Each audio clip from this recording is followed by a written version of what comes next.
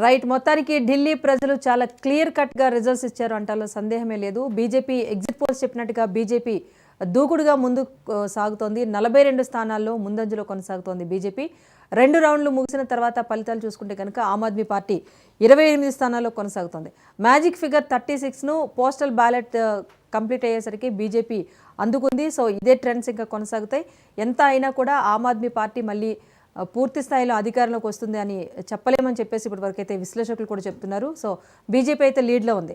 సంకల్ప పత్ర manifesto, 8th PRC, అలాగే tax exemption అనేది బాగా మధ్యతరగతి ప్రజల్ని ఆకర్షించే అంటంలో ఎలాంటి సందేహం లేదు. అట్ ది సేమ్ టైం ఇండి కూటమిలో లుక్కలుక్కలు కూడా కొంత మైనస్ అయింది ఆమ్ ఆద్మీ పార్టీకి అని చెప్తున్నారు. ఇదే సమయంలో ఆమ్ ఆద్మీ పార్టీ 4వ సారి అధికారంలోకి తీసుకురావడంలో వ్యతిరేకత పూర్తి స్థాయిలో లేకపోయినా ప్రజలు కొత్తగా వేరే పార్టీకి అధికారం ఇద్దామన్న ఒక ఆలోచనతో వెళ్ళారనిపిస్తోంది. ఎందుకంటే గతంలో షీలా దీక్షిత్ కూడా 3 సార్లు అధికారాన్ని కట్టబెట్టారు ఢిల్లీ ప్రజలు.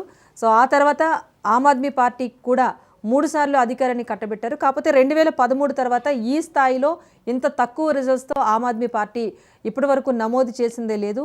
సో ఈ రిజల్ట్స్ కొంత ఆమ్ ఆద్మీ పార్టీకి షాక్ అని చెప్పాలి.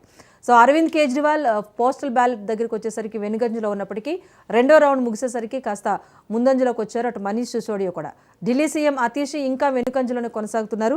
ఇప్పటి వరకు లీడ్లో ఉన్న సత్యేంద్ర జైన్ కనూర్ బస్తీ నుంచి ఈయన కూడా కాస్త ఇప్పుడు వెనుకంజలో ఉన్నారు. ఇక బీజేపీకి సంబంధించి కీలక నేతలందరూ కూడా కైలాష్ గెహ్లట్ కానివ్వండి, కపిల్ మిశ్రా కానివ్వండి, వీళ్ళందరూ కూడా ఇంకా లీడ్లో కొనసాగుతున్న పరిస్థితి కనిపిస్తోంది.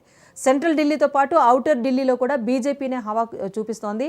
సో పూర్తిగా ఎగ్జిట్ పోల్స్ చెప్పింది నిజమవుతుందా అన్న పరిస్థితి ప్రస్తుతం కనిపిస్తోంది. ఇక కాంగ్రెస్ పార్టీ ఉన్నదే 6% ఓటు బ్యాంక్. ఇందులో 4% కూడా ఓట్ల శాతాన్ని అయితే సాధించిన పరిస్థితి ప్రస్తుతం లేదు. ఇక్కడ ఆసక్తికరమైన విషయం ఏంటంటే ఓటింగ్ పర్సంటేజ్లో మాత్రం ఆమ్ ఆద్మీ పార్టీ పెద్దగా తగ్గింది లేదు. ఎందుకంటే 52%తో బీజేపీ వెళ్తుంటే 43% ఓట్ పర్సంటేజ్తో ఆమ్ ఆద్మీ పార్టీ ఉంది. సో బలమైతే పుంజుకునే అవకాశం మళ్ళీ ఉంటుంది. కానీ పూర్తి స్థాయిలో అధికారంలోకి వస్తుందా లేదా అన్నది మాత్రం ప్రస్తుతానికైతే ఒక కన్ఫ్యూజన్గానే చెప్పాలి. ఇంకా ఢిల్లీ ఫలితాలు అయితే ఇంకా ఆసక్తిగానే కొనసాగుతున్న పరిస్థితి కనిపిస్తుంది.